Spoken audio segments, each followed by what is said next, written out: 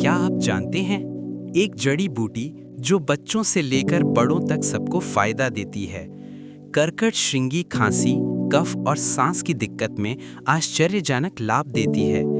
ये भूख बढ़ाए, पाचन मजबूत करे और कमजोरी को दूर करे। इसमें मौजूद प्राकृतिक गुण शरीर की रोग प्रतिरोधक क्षमता को कई गुना बढ़ा देते हैं।